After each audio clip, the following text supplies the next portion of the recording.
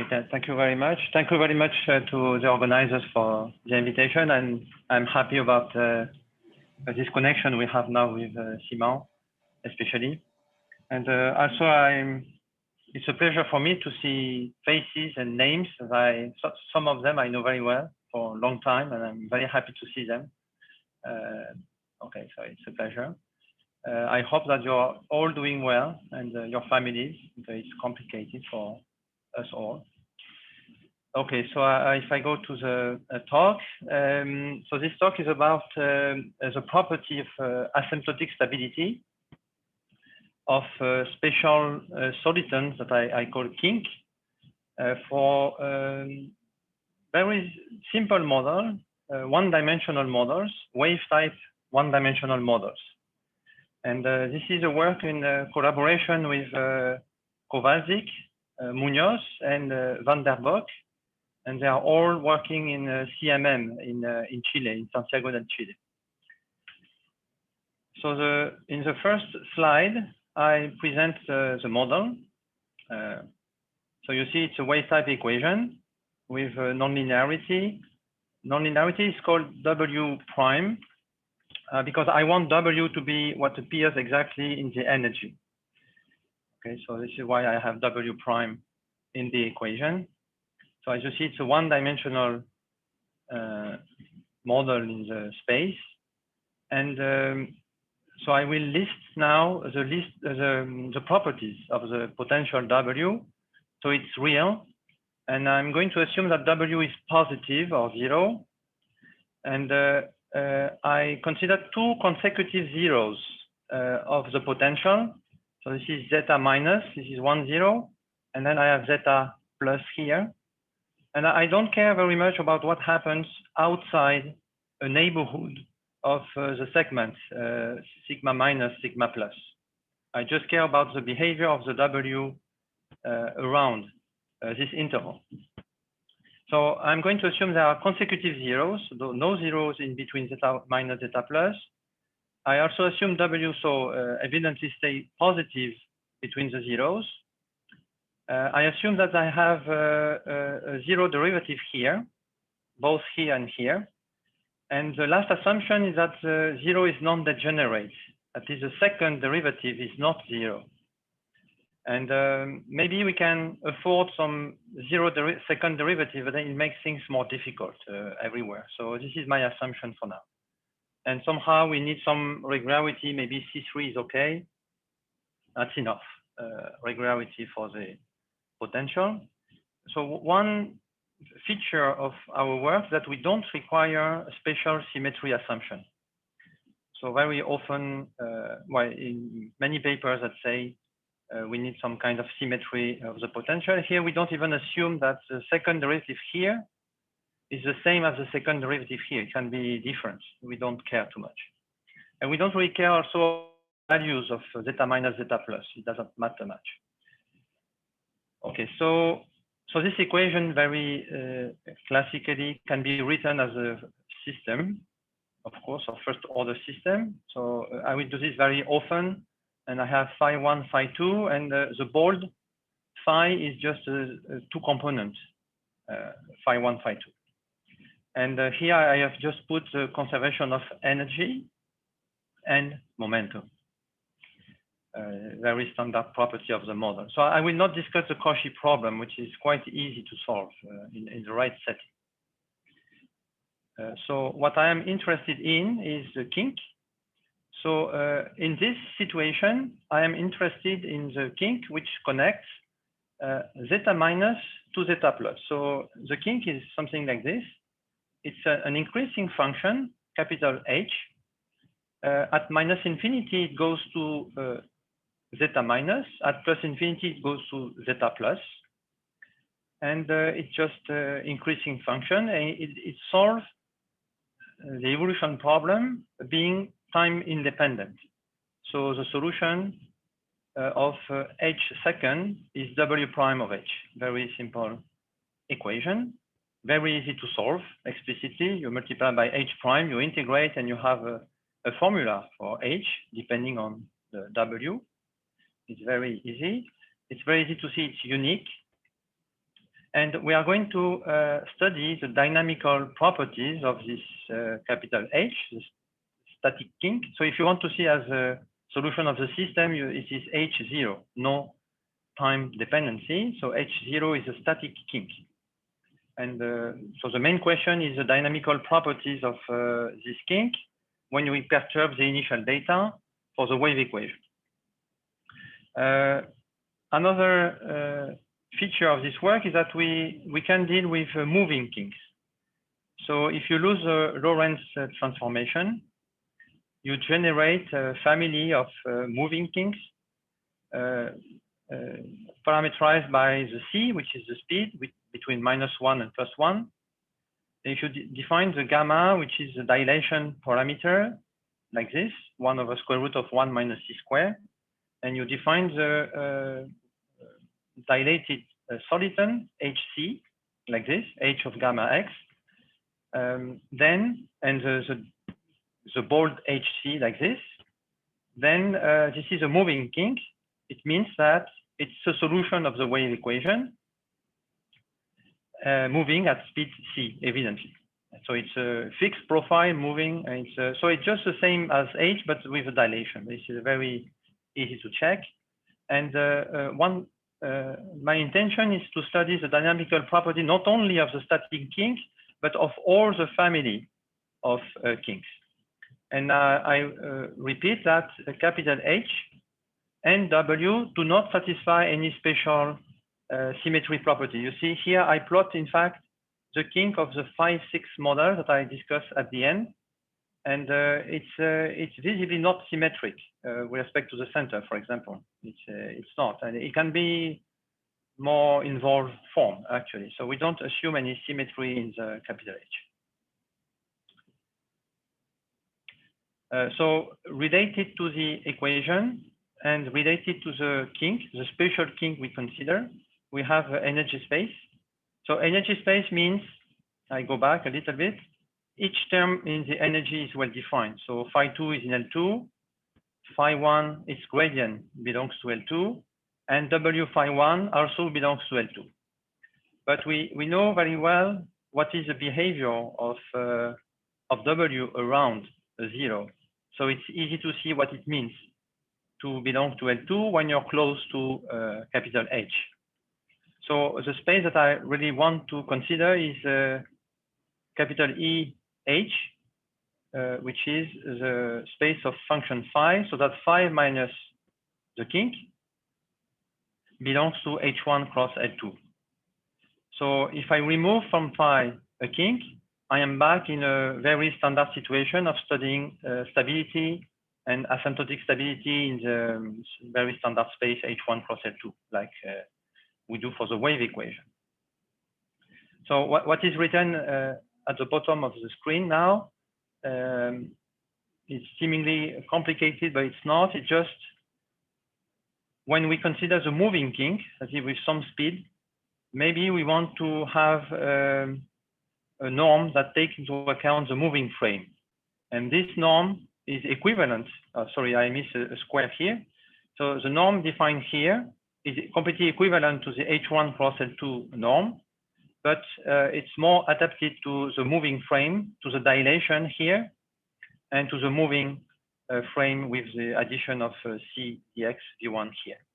But this is equivalent to the H1 L2 norm. So, but this is a norm which is nice for this setting. And then maybe more important, I define another norm, which is in fact a local norm.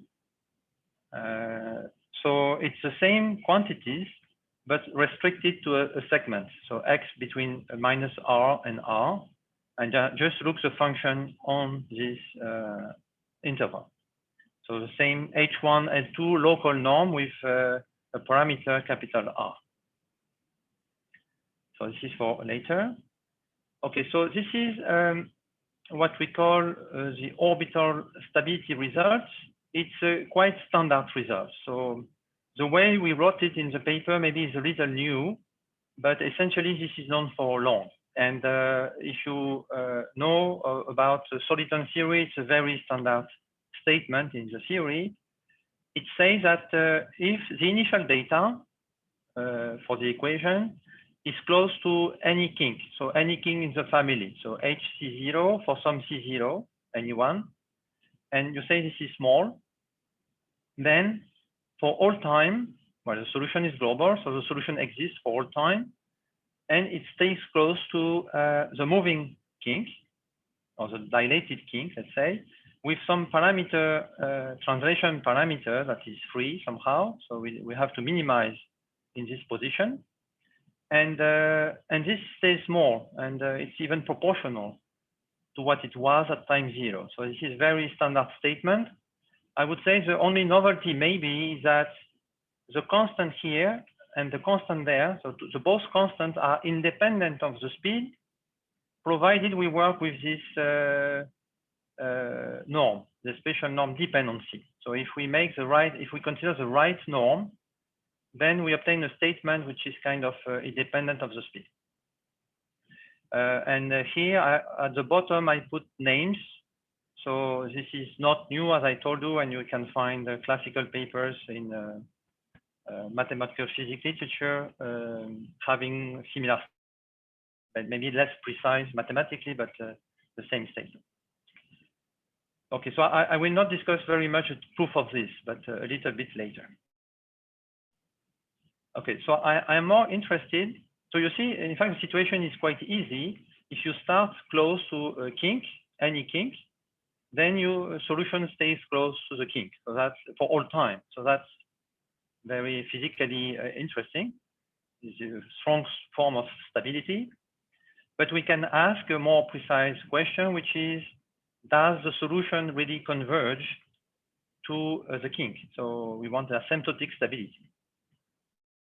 Of course, when you speak about asymptotic stability, you need to specify which norm you consider. And here, depending on the author, we have different notions of asymptotic stability. So I give our notion of asymptotic stability, sorry. So what we prove is a kind of a weak version of asymptotic stability, weak but in the energy space. So it is also weak in the requirement. So I will say that the kink is asymptotically stable if when the initial data is close to a kink, let's say with any speed at the initial time, then on the top of the stability result, we have this convergence result that when the time go to plus infinity, of course, the same is the same. It's the same situation where I reverse the sense of time. But when the time go to plus infinity, not only phi stays close to a kink, but in fact, it's going to converge to a given kink. So the kink is a final kink that I call HC plus. For some C plus, which is of course close to C0. I didn't put it, but it's a consequence of the stability. But it will converge only locally. That is, for any R, it will converge in a local norm that I called, you remember, with the index R. So for any interval in the energy space, phi minus h is going to converge to 0. And the C plus is the limit of the position of the kink, yt. So yt is a function which is also given by the theorem. It's a C1 function. And the time derivative of y dot, is going to converge to C plus. And in minus infinity in time, it's going to converge to some other C minus, maybe the same, maybe different. In general, it's different. All is close to C0. And the same statement holds for phi. So we don't know exactly what happens, let's say, outside the compact set. That is maybe far away from the kink, something else happens. But remember that by the stability, what happens far from H is small in the energy space. So the important part of the solution is around the kink. Far from the kink, the energy is very small. But it's true, we don't know exactly what happens for the solution outside the compact set. So many other authors work with different, stronger version of asymptotic stability that involve, let's say, the infinity norm of phi1, for example, and maybe some other norm for phi2. So maybe physically, this is also quite relevant to look at the infinity norm, but global infinity norm, not local. Okay, and this also notion I will not touch in this talk, but I will just say that it's called the full asymptotic stability. So it's harder to get, and usually you need some more assumptions on the solution, on the initial data, to get some this kind of stronger statement. So if you have any question on this definition, I welcome question at this point if you want. Okay.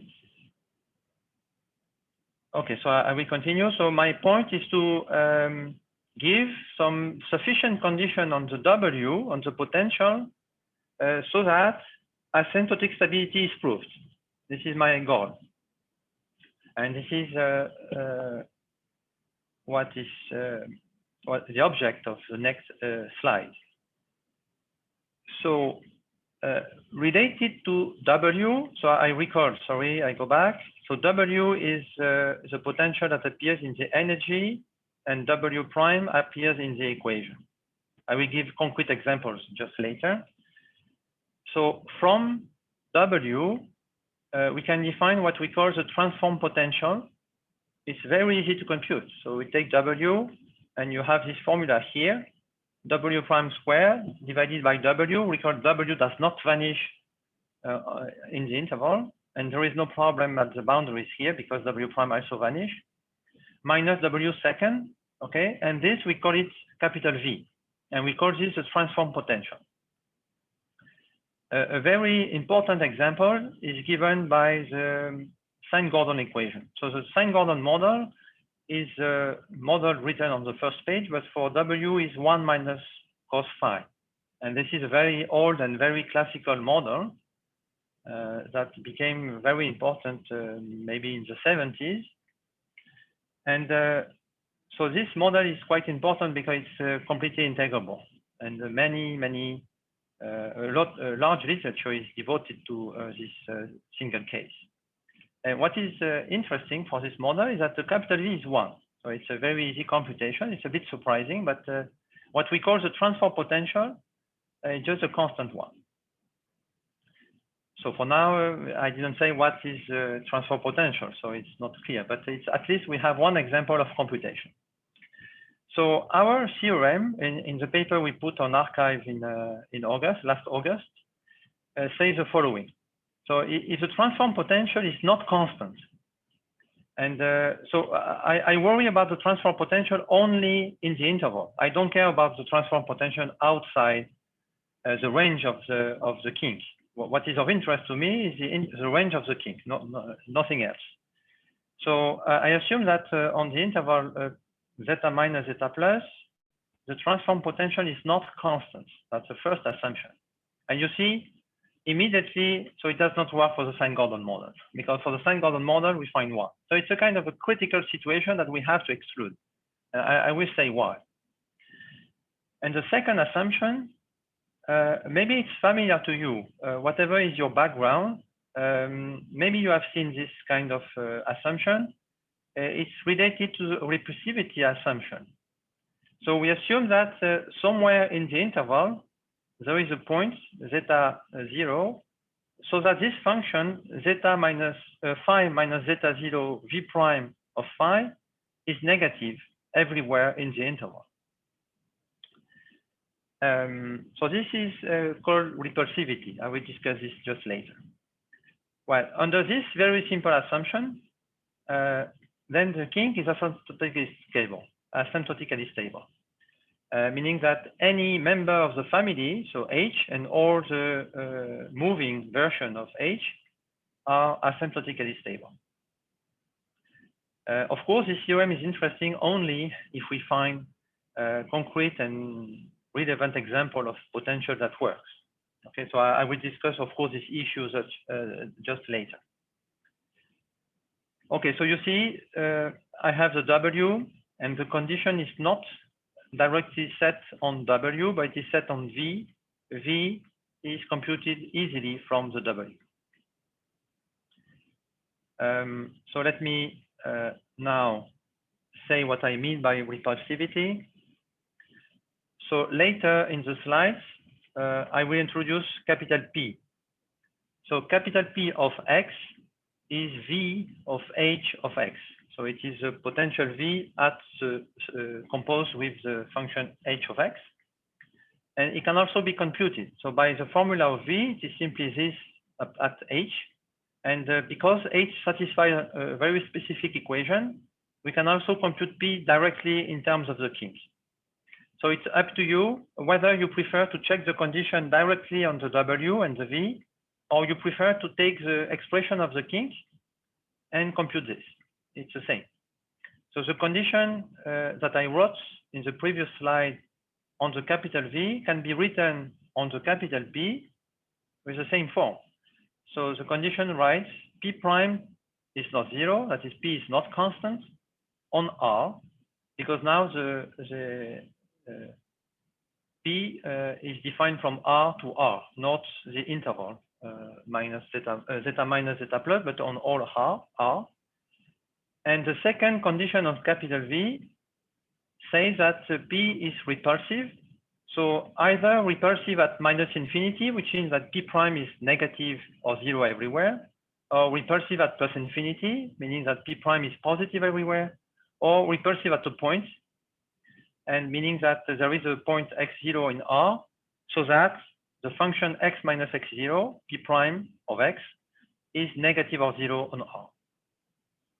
And if you look in the literature on the spectral problems, for example, in the book of Reed Simon, the fourth book of the series on analysis of operators, this repulsivity condition is a classical and standard assumption to prove the non-existence of eigenvalues for the Schrödinger operator minus second derivative plus P of x.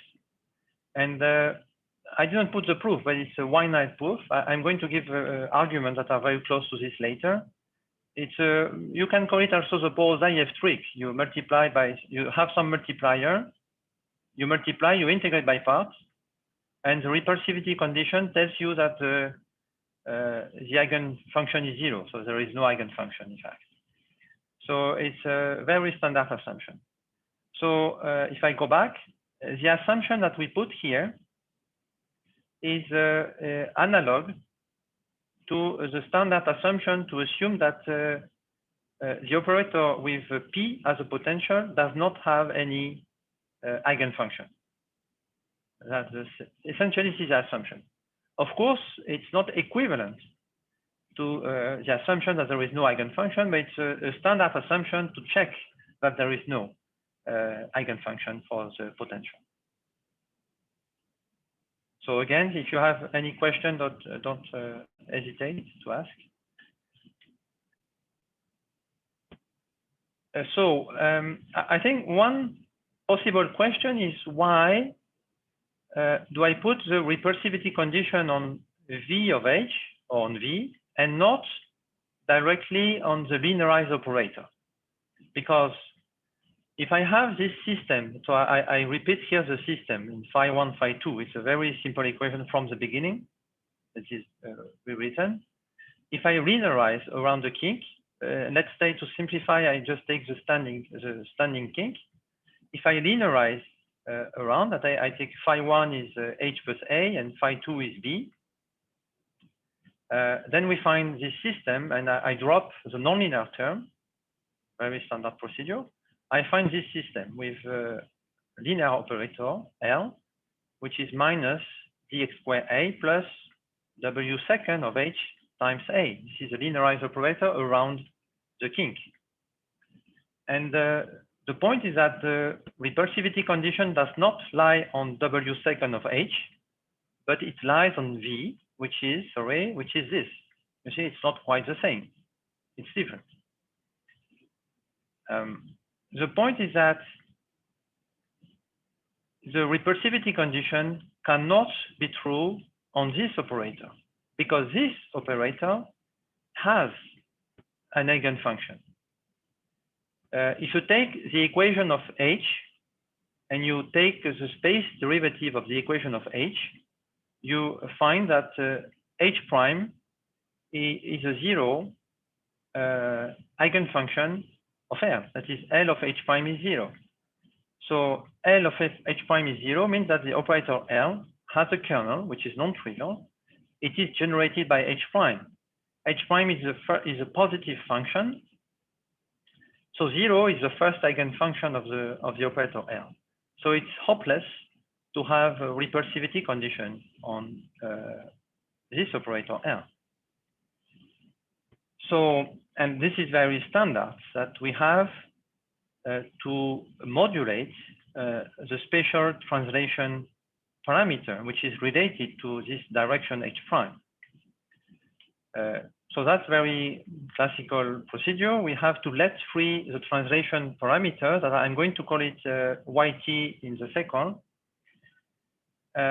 So the first key step here is quite standard, but the second is less standard. So usually we modulate, let's say, the translation parameter, and then we try to, let's say, to manage positivity of some virial quantity using this orthogonality condition. But somehow, for one or two papers, we do something different now. We use a factorization procedure to get rid of the bad direction H prime, and we completely remove it, right? This is what I'm going to explain. I think it's a key idea in this work. I'd like to explain it. So the key point is factorization to remove the direction H prime. And the consequence of the factorization is that I'm not dealing with the operator L. I'm dealing with another operator that involves the capital V, the transform potential. Okay, so this slide is just to explain very quickly the translation problem. So it's the first key point, but this is very standard. So we're going to let free the position parameter and the dilation parameter. So the y of t is the position, c of t is the speed, and gamma of t is the dilation parameter. And what we do is that we translate the phi1, phi2, we make the dilation, and we end up with something which is h plus small. And for the time derivative, it's, let's say, h prime plus small. And now I rewrite everything is u1, u2. That's so I get rid of the capital H in this way. And because y is free, and because c is free, or maybe gamma is free, is the same, we have some flexibility in the choice of orthogonality condition for u. And there is one and only one spatial choice that guarantees that the behavior of the time derivative is very good. That is, y prime and c prime are quite small. So I'm not going to comment on this more, but there is a nice choice. I think we can call it canonical choice of orthogonality condition that give better properties than any other choice. And of course, this is what we do. And this is not new. This is, for example, to be found in the papers by Komek and Kompileva. I will speak about the reference later. Okay, so let's forget about modulation. For people who know, it's very standard, and for others, we can just forget about it for now. Okay, so let's simplify. So now that I have introduced a modulation, and the decomposition phi is Kinks plus small, I'm going to write the equation of the small term. So this is the linearization. So we have u1 dot is u2 plus modulation term. u2 dot is minus L of u1 plus modulation term plus nonlinear term, and plus a term which is typical of translation. So this term is typical of the fact we don't work with speed zero, so we remember somehow the fact that we can move because of this term. And this term is important because it's linear. You see, it's linear in u, it's u2. M1 and M2, because of my good choice of orthogonality, is quadratic. So are quadratic, both of them. So I'm going to forget about quadratic terms. So modulation terms are quadratic, so I remove them. Capital N is nonlinear term, it's quadratic, so I remove it. So I drop whatever is quadratic, and I end up with this linear system. And I'm even going to drop this linear term. So this linear term does not exist if there is no moving.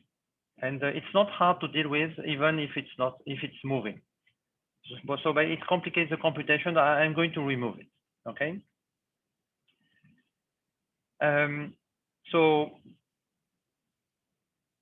Because of the assumption I made at the beginning in the theorem, we are not going to have any resonance or internal mode. I will explain a little bit what it is.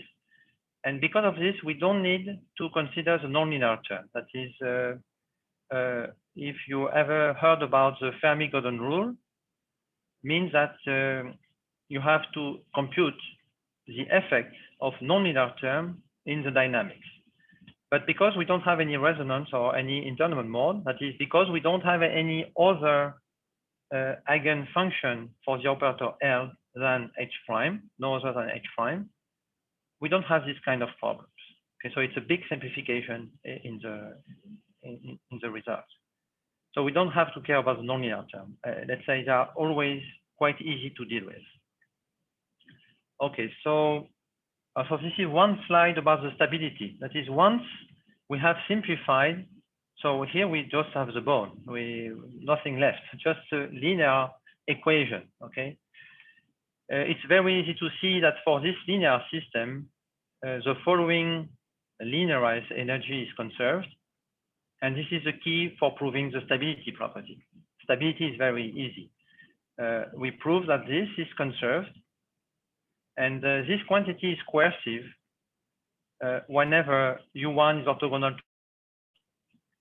So U1 is not quite orthogonal to H prime because of the translation, but we can manage. And at the end, we prove the stability just using the energy. We don't even use the equation itself. We just use the energy conservation. And this is very standard. So I skip this.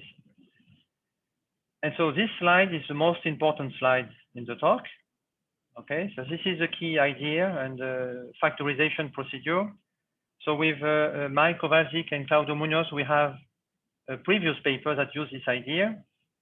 And it's not maybe totally new. We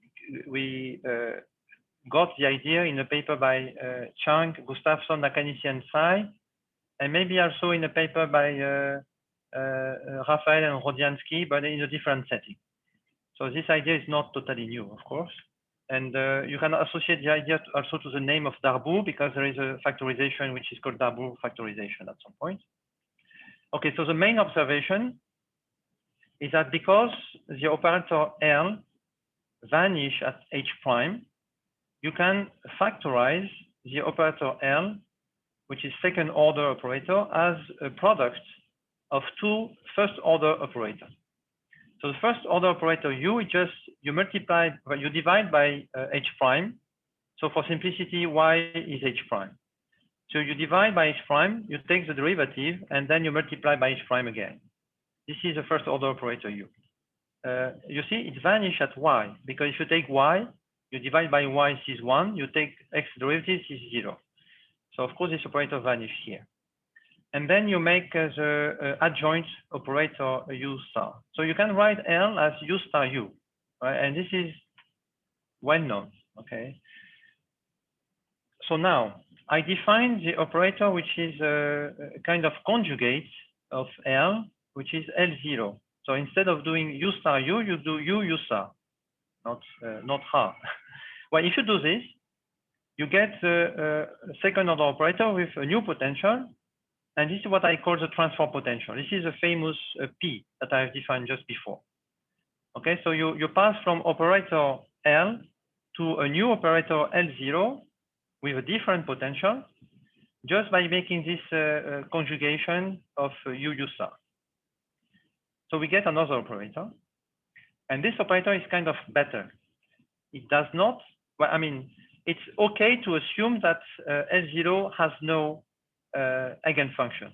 this assumption has sense because you remove, because of the factorization, you have removed the direction h prime.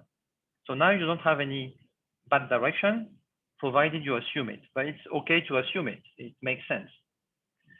So assume the operator L0 is better than the operator L. So how do you pass from one operator to the other in the evolution problem? Well, you simply take this system here, and on the left, you apply the operator capital U on the left. And so you define V1 is capital U, U1, and V2 is capital U, U2. And you obtain, of course, a new system, which is V system, with L0 instead of instead of L. Okay, so you have passed from one system to another system, just applying capital U. This is what you do.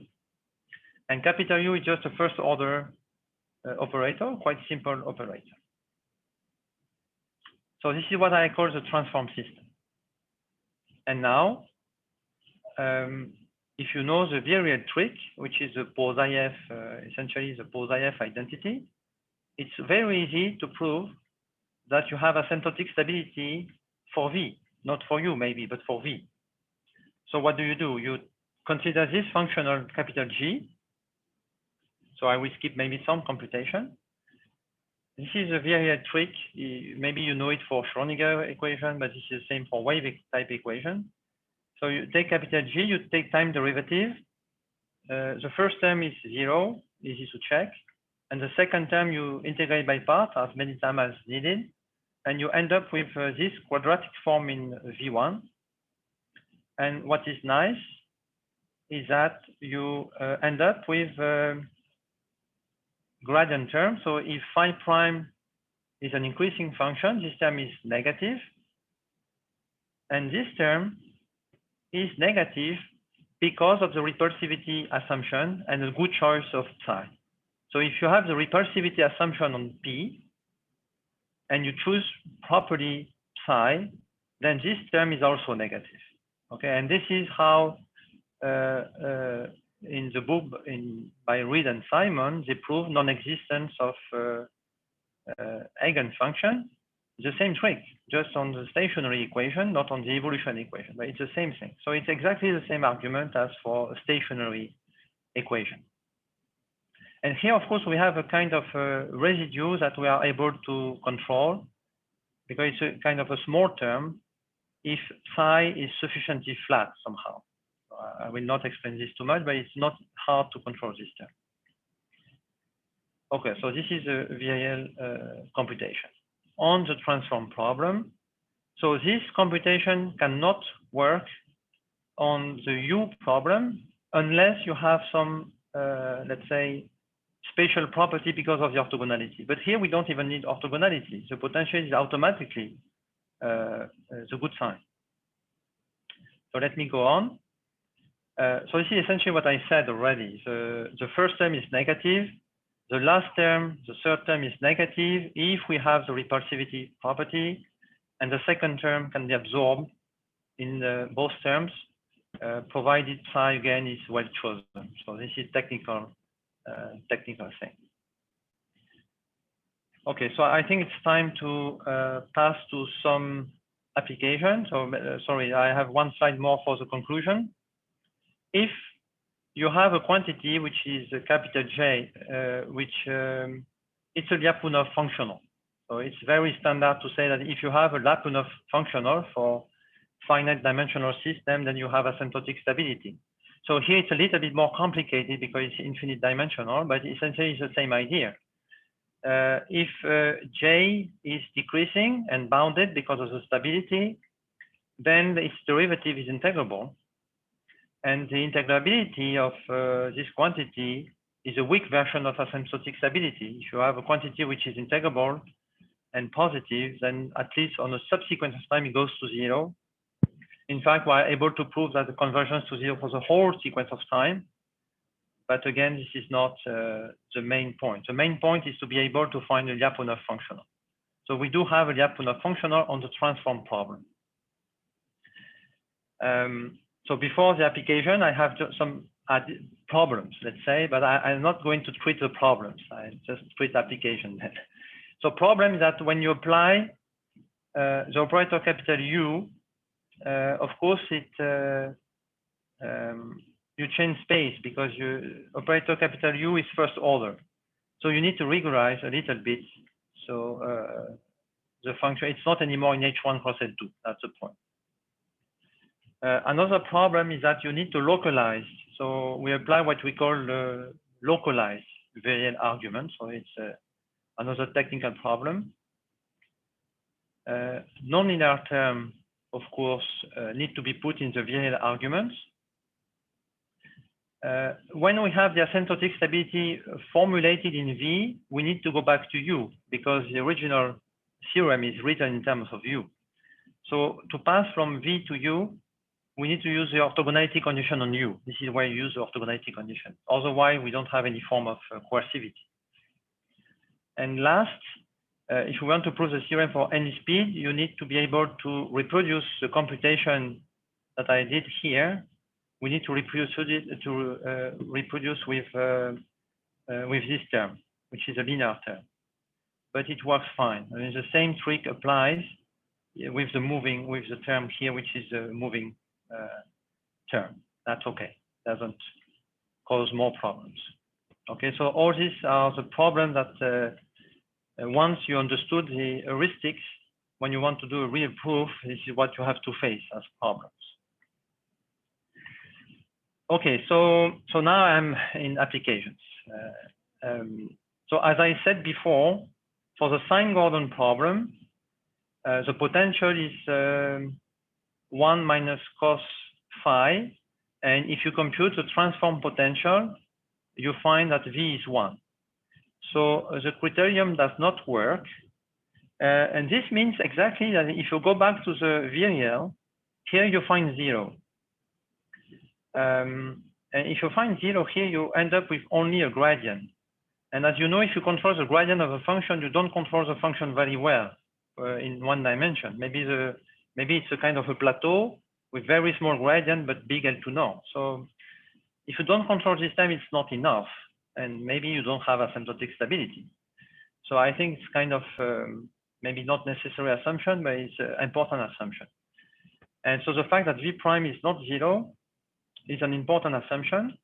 And for the Sine-Gordon model, there are counterexamples of asymptotic stability. So it is very consistent. So in the sense of the previous definition, the kink is not asymptotically stable. So because of breathers, as close as you want from a kink, you have breathers, and these breathers do not converge to a kink. So there are some papers on the asymptotic stability of kink, but not in the energy space. Now, if I turn to another very classical model, it's called the phi-4 model. Again, it's very famous from the 70s in the physics literature. So the potential is this polynomial here, phi square minus 1 square. Very simple. So you can compute easily the transform potential, and you find V prime of phi is 8 phi. Very simple. The problem is that the kink, there is only one kink. It connects the 0 minus 1 and the 0 1. So the kinks goes from -1 to 1. And so there is no way that this condition, the repulsivity condition, is satisfied on phi prime. It doesn't work.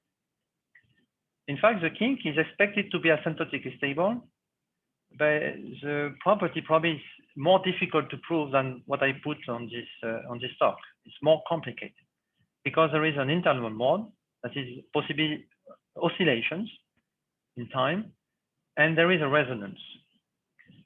You can remove the internal mode by assuming everything is symmetric, and this we did already some years ago with Kovacic and Munoz.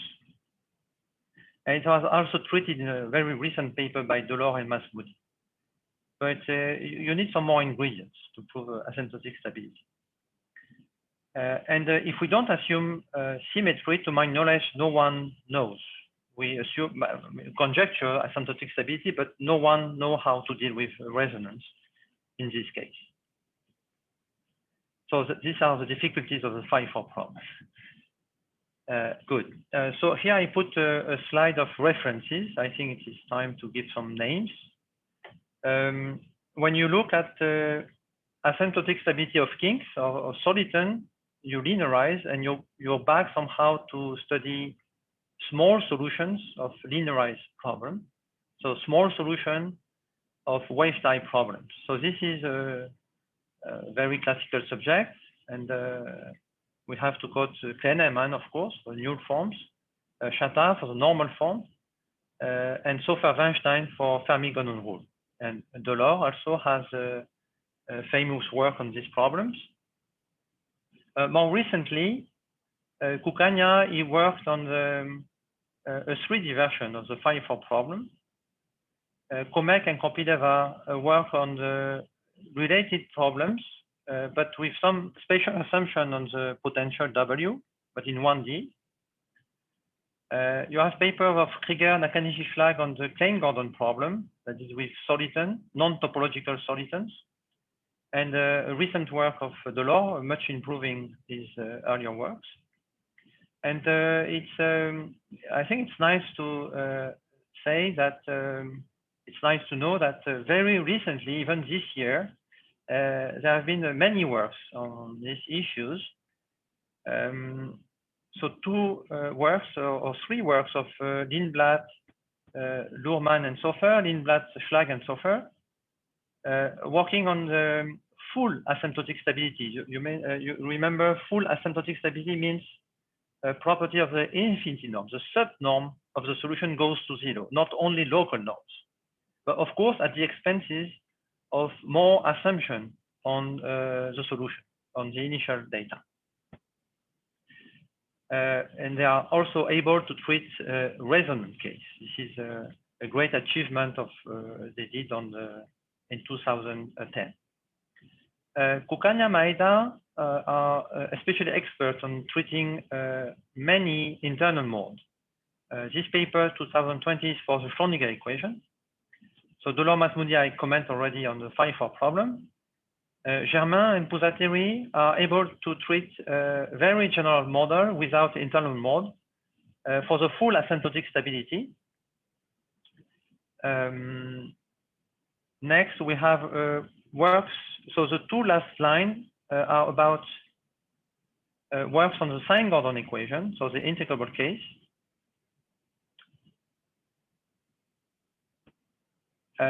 So Alejo, Munoz, and Palacios prove asymptotic stability using spatial symmetry of the problem. And Chen, Liu, and Lu, they prove asymptotic stability in a stronger topology, not in the energy space. I am still connected? Yes, you are. Okay, sorry. I thought I was offline already. So okay, good. So so the last paper, as I said, is about asymptotic stability, but in a stronger topology with weight. Okay, and this stronger topology is a main feature also in this work and this work, and also Delors-Masmoudi work. Okay, so now I give concrete application of our criterion. So our first motivation was the phi-6 model. So the phi-6 model is next online after the phi-4 model. So the phi-6 potential is the following. So you see it's potential, it's a polynomial of degree 6. And it's interesting because you have more zeros. You see you have a 0 at 0, you have a 0 at 1, and a 0 at -1. So the kink, which is here, connects 0 to 1. So it's a connection between the two zeros, 0, 1. And you have another kink connecting -1 to 0, but it's completely symmetric. So I can stick to this kink here. And what is interesting with H, it's not symmetric in X. It connects 0 to 1, so it cannot be odd. It cannot have the odd symmetry or the even symmetry. So it's quite interesting for that.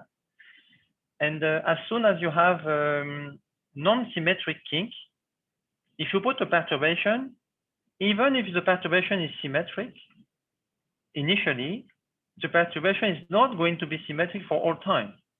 And if the perturbation is not symmetric, you have a moving.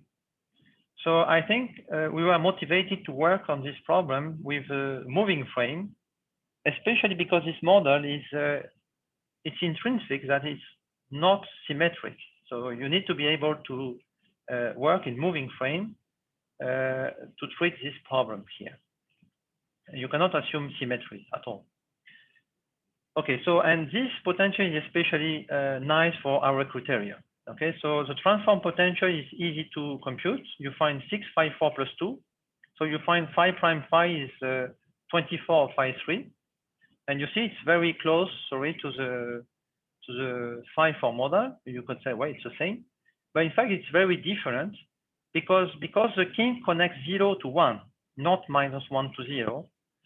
And so the criterion applies only on the range of the kinks, so only between 0 and 1. And so the criterion works because phi -1 v prime of phi is negative or 0 because this is positive and this is negative. So the whole product is negative or 0.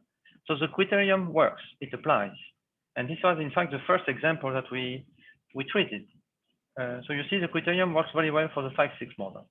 No internal mode, no resonance. It's a nice model than 5-4, so it's easy to treat with the difficulty that no symmetry assumption is possible. Now, here we have a close look to a paper by Loher. I think it's a physics paper, but you have plenty of models in this paper. In fact, you can introduce many models that are close to the Sine-Gordon theory. So Sine-Gordon, 1 minus cos, you can write it as a product like this. So maybe you can write 1 minus cos doing a Taylor expansion at 0, but it's not relevant. What you want to do is to write 1 minus cos as a product, infinite product. The advantage of this form is that you keep the zeros. You see, 1 minus cos has infinitely many zeros. It's periodic. And this form, you still have infinitely many zeros, of course. And if you make a cutoff here in the product, you get many zeros. If you cut off at n, you have many zeros. Now, if you rescale a little bit, you can rewrite the truncation of the product as potential like this. So if you make the truncation at 1, you find phi 4. If you make the truncation at 1 in this second model, you find the phi 6 model. But you can make the truncation at n is 2, n is 3, etc. So you find phi 8, phi 10, etc. Many models. So it's very interesting. And all these models, they have many zeros. You have, sometimes you have symmetric kinks, non-symmetric kinks. You have many interesting kinks. And we checked that for some situation of the phi 8 and phi 10 model, we do prove asymptotic stability of solitons, of kinks, some of them. For example, I said already that the kink of the Sine-Gordon model is not, you don't have asymptotic stability, the criterion does not work. But if you're very close to Sine-Gordon, you take n large enough, then the criterion applies. So the criterion degenerates when n is infinity, but it works for large n, any large n. Okay, and my last slide is about the double Sine-Gordon model. Here we get inspiration from a paper by Campbell, Perard, and Sodano. So it looks complicated, but in fact, if you make eta is 0, it's a form of the Sine-Gordon model after some transformation. And if you make eta is infinity, it's also a Sine-Gordon model. So it's a model with a parameter eta, and it connects two different forms of the Sine-Gordon model. And in fact, in some situation, I list it here, in some situation, we can prove that the odd kink is asymptotically stable, just checking very easily. It's a two-line calculation. We check the repulsivity condition. I'd like to mention that Germain and Pusateri also can also use a criterion for the symmetric kink for symmetric perturbation. Okay, sorry. So I have been a little too long, but I stop here. Thank you very much.